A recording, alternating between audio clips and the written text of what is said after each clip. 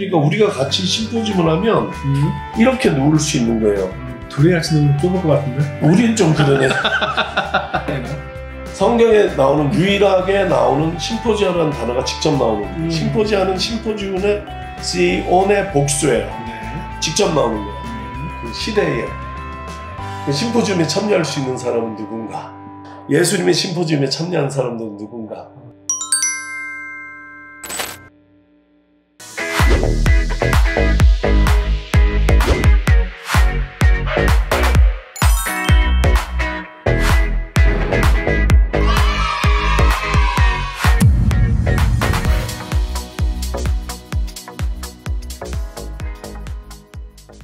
네, 안녕하세요. 안녕하세요. 네, 안녕하세요. 우리 동네 성서학당. 오늘은 이제 신약편 또 우 목사님을 모시고 커다란 주제로는 이제 아가페의 의미가 무엇인가를 이제 깊이 있게 다뤄보고 있는데, 그래서 지난번에는 우리가 세례에 대해서 아가페적인 의미에서의 그 세례란 어떤 것인가, 바로 또 성전과의 또 어떤 대결, 뭐 이런 의미도 있었고요. 자, 오늘은 그러면 어떤 이야기로 또 아가페의 의미를 또 되살리는, 예전적으로. 그러니까 아가페에서 지난번 세례를 봤으니까 이번에는 성찬을 보도록 하겠습니다. 성만찬, 성찬. 네, 우리 또 먹는 거 좋아하시잖아요. 네, 먹는 거 좋아하고 마시는 거 좋아하고, 네, 우리 주님처럼. 네. 그 먹고 마심에 대한 이야기를 한번 하고 성만찬에 대한 이야기를 한번 하고, 이렇게 두 주에 나눠서 이야기를 해보도록 하겠습니다. 네, 넓은 의미에서의 먹고 마심, 예. 그리고 또한 보다 더 좁은 의미에서 성만찬. 예. 이 두 개가 연결이 된 이야기죠. 우리가 보통 예전적으로 성만찬 할 때 사실 먹고 마심, 아니, 연결이 되죠. 왜냐면 예전이 된 거는 후의 일이고 먹고 마심이었지, 사실은. 예전이 없이. 예, 초대교회에서도 그랬고요. 예. 예전적인 의미를 부여하기 전에는 먹고 마심이었고. 그러니까 어떻게 생각하냐면 성찬이 있고 애찬이 따로 있었다, 이렇게 얘기를 하거든요. 그래서 이제 성찬식은 교회에서 하는 거고, 애찬식은 수련회 가서 청소년부도 하고, 뭐 다 개찬에서 하는 게 애찬이다, 이렇게. 근데 사실은 그 성찬의 발전 과정을 보면 처음에는 여러 형태의 애찬이 있었던 거예요. 그 애찬의 애는 무슨? 아가페밀이라는 뜻이죠. 아가페밀. 사랑의 애자를 써서. 아가페밀. 사랑의 나눔으로서의 기독교인들의 먹고 마심을 애찬이라고 한 거죠. 아가페라고. 기독교인들이 먹고 마시는 그 식탁을 아가페라고 한 거거든요. 네. 그러니까 성찬식이라고 예를 들어 하나의 확정된 리터지로 보는 건, 다시 얘기를 하면 잘 모르는 사람들은 이 확정된 리터지가 있을 때 애찬이라는 그렇죠. 양식도 있었다, 그렇죠. 이렇게 이해를 하는 거예요. 그래서 예를 들어 고린도전서에 나오는 내가 이것을 주님께 물려받은 것인데, 전승받은 것인데 주께서 잡히시던 날 밤에 떡을 떼어 감사기도 드리시고, 이거는 성찬으로 보고, 사도행전에 나오는 떡을 뗐다, 이거는 애찬으로 보고, 이렇게 나누는 경향이 있는데 그게 아니라는 거예요. 그렇죠. 초기에는 확정된 리털지로서의 성찬은 없었다고 봐야지 되지. 다 제각각 먹고 마심이 있었던 거지. 그러니까 초기는 먹고 마심만 있었던 거예요. 거기에 기독교적인 특징이 담긴 밀이 된 거죠. 그 얘기를 할 거예요. 알겠습니다. 먼저 얘기를 드려야 되는 거는, 기독교적인 먹고 마심이 아주 독특했다기보다는 보편성에 기반하고 있었던 게 지중해 연합 문화에, 그게 무슨 문화냐면 심포지움 문화거든요. 심포지움. 예. 그리스의 표현이잖아요. 심포지움. 예, 심포지움은 심포시움이라는 것은 그리스어죠. 네. 예. 그 얘기도 이따가 헬라어 통해서 할 것인데, 알겠습니다. 그 심포지움이라는 것이 저녁 만찬을 얘기하는 거죠. 만찬. 그것은 꼭 예수님 뭐 팔레스타인 혹은 뭐 그리스 여기가 아니라 지중해 연합 문화권에서는 공통적으로 발견되는 하나의 연회 양식, 이것을 심포지움이라고 하는데, 그 얘기를 먼저 해볼게요. 제가 재밌는 PPT를, 사진을 몇 장 가져왔으니까 내가 찍은 건데, 이 지도 먼저 볼까요? 여기 보면 베레아라고 네. 이게 이제 그리스 데살로니가에서 조금 밑으로 내려가면 베레아라는 지역이 있어요. 네. 바울이 데살로니가 교회를 세운 다음에 핍박받아서 베레아로 갔다가 고린도로 내려가는 기록이 있죠. 베레아 아카데미 때문에 베레아를 살아봤어요. 네. 그 베레아 맞아요. 그 베레아가 아직도 있는 도시예요. 여기 가면 바울 동상도 있어요. 근데 이 베레아에서 멀찍이 보이는 저기 다른 도시가 있구나 이렇게 보이는 데에 베르기나라는 도시가 있어요. 베르기나. 네, 성경에 직접 언급되진 않는 도시인데 여기에 옛날 지명이 아이가이예요. 아이가이. 지금은 베르기나라고 부르는데 여기서 대단한 고고학적인 발견이 이루어졌거든요. 그게 뭐냐면 마게도니아의 수도가 어디였냐 이거예요. 네. 마게도니아가 알렉산더 대왕의 낳은 나라잖아요. 이게 이제 제국으로 발전하는 것인데 어디였는지를 정확히 몰랐던 거야. 근데 이 유적이 발견됨으로써 이 아이가이, 즉 베르기아가 마게도니아의 수도였다는 게 발견이 돼요. 확정적이에요. 이거는. 여기 아이가이에 경주처럼 무덤이 많이 발견돼요. 이게 무덤이에요. 이게 굉장한 이제 분묘, 이게 무덤들이에요. 왕의 분묘인가요? 왕의 분묘도 있고 아닌 것도 있는데 왕의 분묘가 발견이 된 거예요. 지금 이 사진은 왕의 분묘인데 누구냐면 알렉산더 대왕의 아버지 필리포스 2세의 무덤이에요. 이게 아이가이에서 발견된. 그러니까 그 사람 마게도니아를 세운 사람이거든. 그렇죠. 그러니까 마게도니아를 세운 필리포스 2세의 무덤이 있는 거기가 바로 이제 수도가 아니겠냐 이렇게 된 거죠. 네. 이게 이제 진입로도 이렇게 뚫었어요. 경주 같죠, 경주. 근데 들어가면 무덤은 다시 보이지만 이렇게 봉분이 돼 있어요. 경주보다 낫죠. 굉장히 커요. 근데 들어가면 무덤 안에 내실이 있어요. 이렇게 돌멩이로 만든. 무덤 안에 또 무덤이 있는 거예요. 이 내실에서 발견된 것이 첫 번째 내가 보여드릴게 그냥. 는 이거예요. 왕관과 유골함이에요. 네. 엄청 아름답죠. 유골함만큼 왕관이 저게 커요? 네. 금이에요. 이거. 오. 그러니까 이게 필리포스 2세의 무덤이라는 것이 이 발견을 통해서 확정이 된 거예요. 그 다음에 뭐가 있었을까요? 이 유골함 옆에 두 가지 아이템이 있어요. 좀 뭐 제사를 드리기 위해서 어떤 뭐 술잔 같은 게 있나요?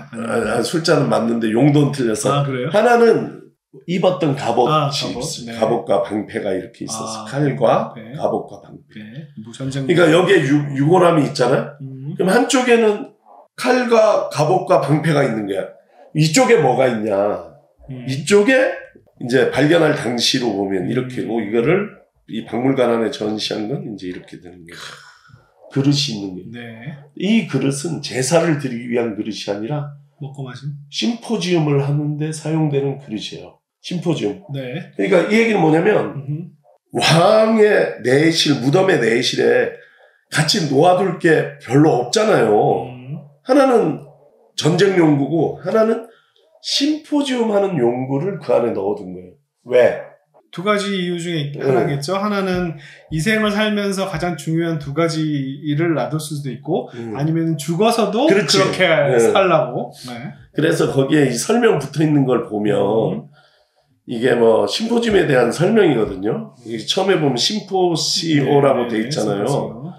심포지움이 뭔지에 대해서 설명하는데 이걸 다 제가 해석할 수는 없고 원하시면 다음에 해오기로 하고 살아있는 동안에 가장 중요한 행사였던 심포지움은 죽어서도 뭐 이렇게 된다는 얘기고 마지막에 무슨 얘기가 나오냐면 확실하게 읽을 수 있는 것은 아이오니아 심포시아 에버레스팅 심포지움이에요. 톰 마카로스 그렇지 행복 뭐 이런 복된 자 마카리오스 호이프토코이 가난한 자는 복이 있다 할 때 그것에 저도 헬라어 잘 읽으시네요. 바로 보고 그리고 일랄로 포스톤 엘루시온 페디온은 이 광장 아니면 들판 얘기하는 거. 엘루시아는 위에 나라를 천국 말하자면 천국의 빛의 환한 빛에 글라오포스는 천국의 환한 빛에 따라 그 아래서 영원한 심포지움을 누리는 복된 자들의 영원한 심포지움이 이어질 것이다. 이렇게 얘기를 이건 이제 그 무덤에 새겨진 글이 아니라 박물관의 설명이에요. 그것 때문에 이걸 넣어놨다는 것이라. 이것은 후대 학자의 해석일 수 있는 거죠. 그렇죠. 근데 이게 정설이죠. 왜냐하면 우리 성경에서도 제가 이제 찾아볼 것인데 최근에 어머니 돌아가시고 아버지 돌아가시고 어머니 돌아가시고 그랬지만 뭐 좋은 데 가셨다, 하늘나라 가셨다 이렇게 얘기를 하는데 그곳에서 무엇을 하는가에 대한 상은 없어요. 우리 내생안에는. 여기 지중해 문화권에서는 제일 복받은 사람은 뭐하냐면 영원한 심포지움을 하는 거예요. 하늘에서. 그 심포지움 하라고 이 그릇을 지금 넣어준 거예요. 풀세트야 이게. 아주 의미 있죠. 성경에 이런 얘기들이 나와요. 마태복음 26장 29절 한번 읽어줘 보실래요? 네. 내가 너희에게 말한다. 이제부터 내가 나의 아버지의 나라에서 너희와 함께 새 것을 마실 그날까지 나는 포도나무 열매로 빚은 것을 절대 마시지 않을 것이다. 예수님이 아버지 나라에서 심포지움을 하신다는 얘기죠. 그날까지. 그러니까 이거 뭐 전제되어 있냐면 이 지중해 문화권의 내세관이 반영이 되어 있는 거죠. 이런 얘기도 있잖아요. 너희와 함께. 마태복음 8장 11절 12절. 또 너희에게 이르노니 동서로부터 많은 사람이 이르러 아브라함과 이삭과 야곱과 함께 천국에 앉으려니와 그의 나라의 본 자손들은 바깥 어두운 데 쫓겨나 거기서 울며 이를 갈게 되리라. 이방인들이 와가지고 아브라함과 이삭과 야곱과 함께 천국에 앉으려니와 이 앉으려니 이걸 누르면은 이게 주가 있는데 그 심포지움 뜻이에요. 그래서 보면 사용된 단어가 아나클리테손타이 이렇게 사용된 아나클리노가 사용된 것이에요. 이 아나클리노의 뜻은 아나클리노 이렇게 쓰거든요. Recline at a meal, place as guest 손님으로 자리 잡다는 게 심포지움 자리에서 게스트로 자리 잡는 모양새를 이르는 전문 용어가 아나클리노예요. 클리노는 클라인, 기울다. 아나는 위를 향해서. 그러니까 이렇게 위를 향해서 이렇게 눕는 자세. 이게 전문 언어예요. 심포지움에 참여한다는 얘기예요. 그렇기 때문에 이 언어도 천국 심포지움에 참여할 것이다. 이방인들은. 그러나 이 본나라 사람들은 다 쫓겨날 거다. 이런 얘기예요. 그런 얘기고 요한복음 13장 23절입니다. 제자들 가운데 한 사람 곧 예수께서 사랑하시는 제자가 바로 예수의 품에 기대어 앉아 있었다. 여기도 기대어 앉아 있었다. 예수의 품에. 이 사랑하시는 제자를 보통 이제 요한이라고 그렇게 추정되는 제자가 바로 예수의 품에 기대어 앉아 있었다는 거죠. 그러니까 예수님 말씀을 하셨는데 잘 못 알아들으니까 베드로가 이 사랑하는 제자에게 무슨 얘기 했는지 이렇게 눈짓하는 그 장면이에요. 근데 그 제자가 예수의 품에 기대어 앉아 있었다. 이걸 어떻게 이해해야 돼요? 품에 기대어 앉아 있었다. 예수님의 품에, 예수님의 가슴에. 그렇지, 가슴에. 그래서 헬라어로 보면 엔 아나케이메노스. 아까는 아나클리나이가 나왔잖아요. 전문 언어였어요. 그것도 기대, 심포지움에 기대어 눕다. 이거는 아나케이마이거든요. 한 사람이 에이스, 엑톤, 마테톤 제자 중에 한 사람이 아우토, 그의 제자 중에 한 사람이 엔토 콜포 투 예수의 가슴팍에 혼 그는 예수가 사랑하는 자였다. 예수 사랑하는 자였다. 그런 얘기죠. 이게 또 여기 아나케이메노스가 어디서 왔냐면 아나케이마이에서 왔는데 그 뜻이 always of reclining at table equals dine. 먹기 위해서 이렇게 기대어 눕다는 거예요. 그러니까 이것도 요한복음 이 장면도 심포지움을 전제로 하고 있는, 심포지움을 반영하고 있는 거예요. 왜 근데 가슴팍에 누웠냐? 우리가 예를 들어서 게티 뮤지엄에 전시되어 있는 심포지움 하는 장면을 보면 여기가 테이블이 하나잖아요. 근데 이렇게 두 사람씩 기대어 눕는 거예요. 그 다음에도 보면 이렇게 두 사람씩 카우치를 공유해서 기대어 놓거든요. 그러니까 우리가 같이 심포지움을 하면 이렇게 누울 수 있는 거예요. 둘이 같이 누우면 좁을 것 같은데? 우린 좀 그러네. 그러면 앞에 있는 사람은 뭐냐면 내 가슴에 기대어 눕는 게 되는 거예요. 이렇게. 네. 그는 같이 심포지움하고 같은 카우치를 공유했다는 얘기예요. 그 이상의 얘기는 아무것도 아니에요. 이건 너무 약간 로맨틱하게 이해하기도 하던데 그런 얘기는 문화를 몰라서 하는 얘기예요. 그러니까 이거는 심포지움 자리를 다 반영하고 있다. 제가 지금 보여드리고 있는 거는 심포지움의 문화가 성경 안에도 반영되어 있다는 거를 얘기를 드립니다. 네. 기본적으로 이 지중해 문화권의 먹고 마심 문화가 이제 성경 안에 그 배경으로 깔려져 있다. 깔려져 있다. 그러니까 성경에서 먹고 마시는 예를 들어 누가복음에 세리 레위를 불렀을 때에 그 집에 예수님은 초대받아서 갔는데 많은 세리들이 왔단 말이에요. 그러니까 사람들을 예수님을 위해서 먹고 마시기를 즐기는 자라고. 근데 그때 뭐 했겠어요? 심포지움 한 거예요. 그래서 삭개오 집에도 갔잖아요. 누가복음 19장에. 뭐 했겠어요? 심포지움 한 거죠. 예수님의 지대에 누워 식사하실 때 와가지고 발을 닦았다. 향유로. 다 심포지움 자리를 배경으로 하고 있는 거예요. 이게 당대 뭐 바리새인이나 서기관 뭐 이런 사두개인들 같은 정통 유대인들한테는 약간 이질적인 아니 문화? 유대인의 문화예요. 이게 또 유대인의 문화로 받아들여져요. 그게 인정하는, 그러니까 그게 유대의 식사법이 따로 있고 이게 아니라 범지중해권의 전형 만찬 문화는 심포지움이다. 이름은 다르게 부를 수 있지만. 네, 그렇죠. 그래서 심포지움을 보면 이렇게 아람어로는 마르제아라고 하는 단어가 있어요. 이런 식의 연회를 나타내는. 그러니까 언어는 다를 수가 있죠. 그러나 어떤 게 특징이냐면 기본적으로 두 가지가 합쳐서 한 세트를 이뤄요. 첫 번째가 이렇게 써요. 데이프논. The main meal of the day인데 이거는 뭐냐면 먹는 자리예요. 먹고 마심할 때 먹음이야 여기는. 데이프논. 이게 술이 안 나와. 이 양반 먹기만 해요? 먹기만 해 일단. 먹는 거 마시는 거 따로 하는 거죠. 앞쪽을 먹는 파트를 먼저 하고 그거를 데이프논이라고 해요.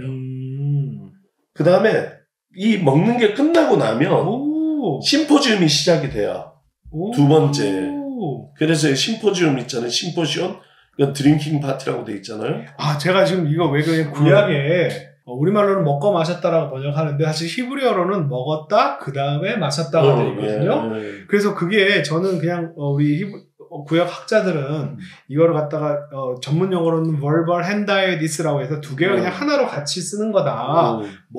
먹으면서 마셨겠지 설마 이렇게 해서, 왜냐면 히브리 문장 구조로는 먹었다 그 다음에 그리고 마셨다거든요.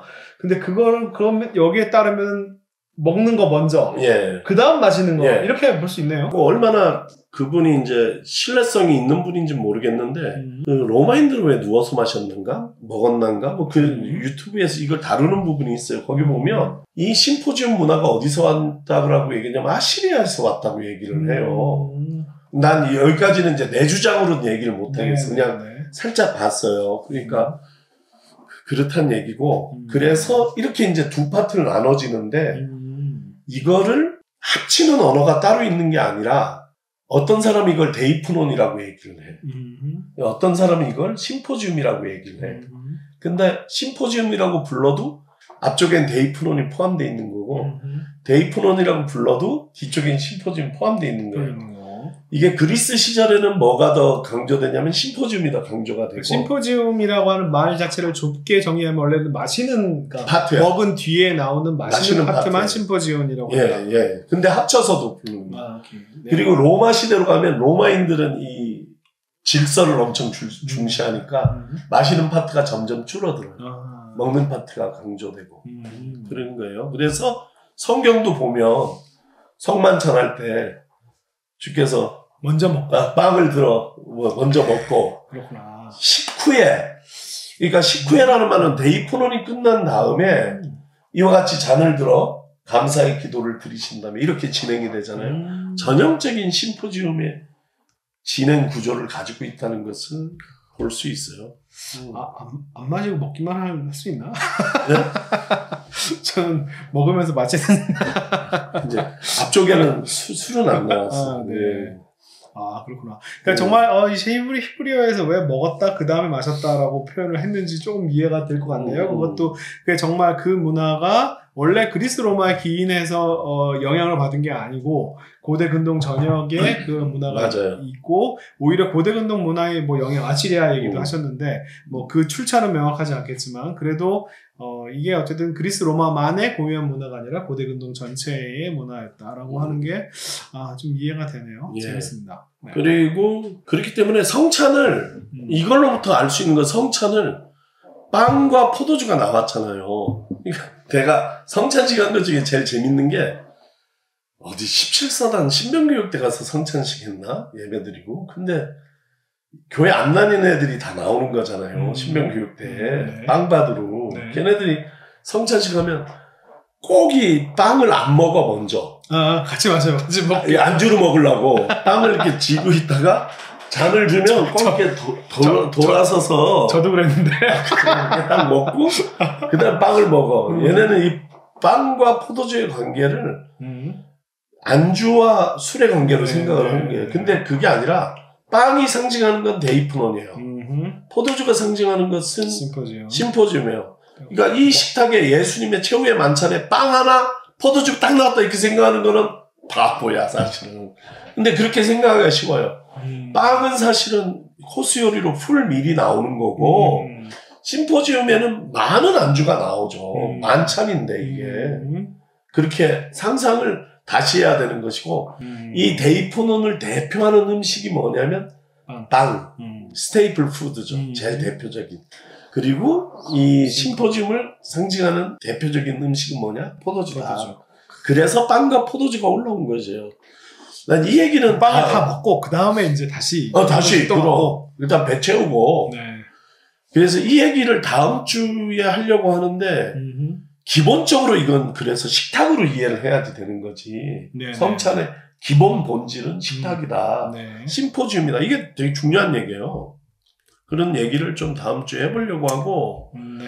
예수님이 모든 사람을 향한 하나님의 아가페를 와서 구현한 분이잖아요.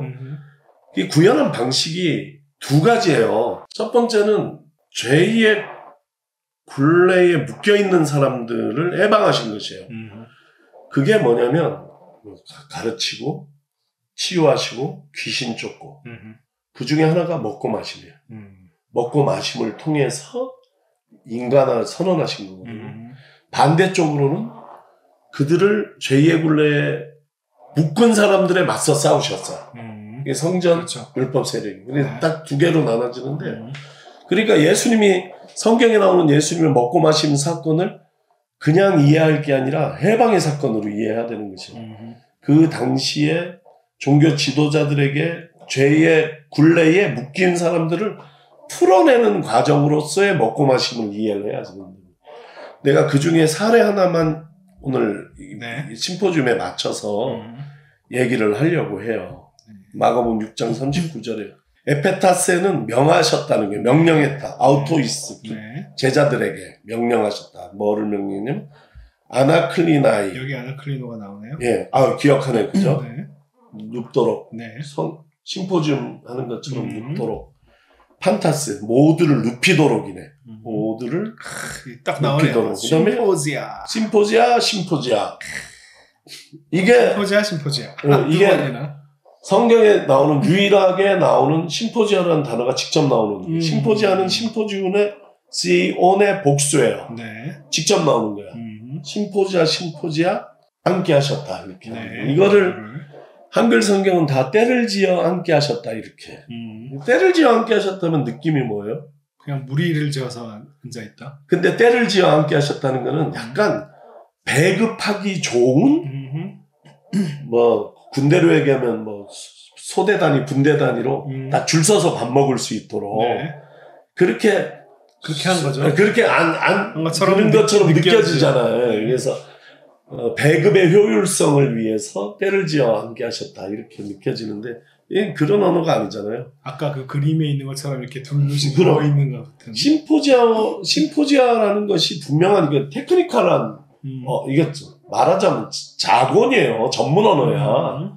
근데 그걸 번역을 안 하고 그냥 때를 지어로 번역했잖아요. 그게 아니라 심포지엄 하는 것처럼. 그러니까 예수에게 온 무리들을 오클로스를 잔디밭에 다 심포지엄 하는 것처럼 눕게 하셨다는 것이 아나크리노 하게 굉장한 그림이 완전히 달라지잖아요. 그렇죠. 이게 예수님의 마가복음에 나오는 예수님의 첫 번째 오병이어 이야기인데 이 이야기에 심포지어가 들어가니까 나는 이거를 예수님의 심포지움 이야기로 이해를 하는 거예요. 오병이어 사건은. 그래서 그 사회에 심포지움이 있을 거 아니에요. 그 시대에. 심포지움에 참여할 수 있는 사람은 누군가? 제일 높은 사람들이 참여하는 거지. 예수님의 심포지움에 참여한 사람들은 누군가? 심포지움에 한 번도 가보지 못한 사람들이 참여하는 거지. 오클로스들이. 예. 그 사람들이 심포지움 참여하게 하는 것이죠. 이 사람들은 뭘 먹었나? 고기를 먹었죠. 예수님의 심포지움은 뭘 먹나? 물고기를 먹었지. 왜냐면 고기는 미트는 전부 황제에게 속한 거지. 물고기는 주인이 없어. 자연에 속한 거고 그것도 하나님께 속한 음식. 맛있어요. 그러니까 물고기를 먹는 거죠. 여기서 또 중요한 것은 이 심포지움 하는 데 참여하는 사람이 그림 비석이 이제 죽은 다음에 심포지움을 하는 게 꿈이다 보니까 이런 무덤, 이 밑에가 무덤이거든요. 이게 비석, 무덤 위에 세운 비석인데 보면 심포지움 하는 그림이 나와요. 기대 누웠고 아내가 발끝에 앉아 있는데 꼭 이런 작은 사람들이 등장해요. 서 있는 사람들. 그러니까 기대 누운 사람, 앉은 사람, 서 있는 사람. 이렇게 셋으로 나눠져요. 심포지움에 참여하는 사람들은. 서 있는 사람은 밑에 있는 사람들은 누구예요, 그는? 네, 하인들. 하인들이. 네. 노예지, 노예. 네. 기대 누운 사람들은 누구냐면 아까도 플레이스 게스트라고 나오잖아요. 네. 게스트로 자리 잡은 사람들은 누운 사람들이에요. 황제의 심포지움, 가진 자들의 심포지움에서 누운 자들은 누구냐? 기득권자들이지. 지배자들이지. 거기서 종은 누구냐면 진짜 노예들이 하는 거죠. 근데 예수님의 심포지움에서는 누가 누웠는가? 네. 밑에 있어야 될 사람. 누워보지 못한 사람들이 누웠다. 그럼 누가 서 있었는가? 예수와 예수의 제자들이 서 있었다. 그들이 사람들을 맞이하고 자리 잡게 하고 눕게 하고 음식을 나누고 나눈 음식을 거둬들이는 일을 했다. 그 일은 뭐를 상징하는가? 그럼 노예의 일을 상징하는 그렇죠. 예수님과 제자들이 노예가 섬겼다. 그치. 슬레이브가 돼서 가장 낮은 자를 섬겼다. 이런 이야기가 오병이어 이야기의 핵심이라고 제가 이해를 하는 것이거든요. 그러니까 그런 과정을 통해 가지고 늘 죄인이라는 얘기만 들어왔던 사람들이죠. 배척받았던 사람들, 마지널라이즈돼서 경계 밖으로 쫓겨났던 사람들, 이런 사람들을 다시 하나님의 자녀로 인간화하고 그들이 묻고 있던 죄의 굴레 혹은 죄의식의 굴레에서 해방하는 작업으로 먹고 마심이 사용된 것이다. 그래서 이 장면이 저는 성경에 나오는 여러 먹고 마심 사건 장면들 중에 제일 아름다운 장면이고 세상의 먹고 마심과 예수의 먹고 마심이 그대로 대비되는 그런 것이고 이 자리에서 이제 말하자면 누구에게요? 행복한 자리받고 이런 것들이 일어나는 그런 이야기고 그래서 이제 아가페가 표현되는 하나의 그릇으로서의 먹고 마심의 자리 이런 게 일어나요. 이런 먹고 마심들이 이어지고 그 끝에 마지막 먹고 마심이 이제 최후의 만찬이고 그것이 성만찬으로 제의와 차차 되어가는 것이다. 네. 이렇게 얘기를 드립니다. 네, 그 뒷얘기는 우리 다음 시간에 듣기로 하겠고요. 자, 지금까지 그 정말 먹고 마심의 그냥 어떤 뭐 즐김, 문화, 그냥 항상 벌어지는 일들이라고 생각하는 그 이야기들을 좀 오병이어와 연결해 주신 점이 저한테는 굉장히 인상적이었는데 예수님의 먹고 마심에 성찬에 관련된 이야기가 그걸 보고 성경을 보면 그 전에 우리가 알고 있던 그런 이야기들이 또 다르게 보이네요. 자, 오늘 먹고 마심의 어떤 넓은 의미에서의 먹고 마심에 대해서 얘기를 해주셨고, 또 다음에 얘기해 주실 성만찬에 대해서 기대를 해봅니다. 네, 오늘은 여기까지 하겠습니다. 네, 지금까지 들어주신 여러분들 감사합니다. 구독과 좋아요 부탁드릴게요. 네, 고맙습니다. 감사합니다.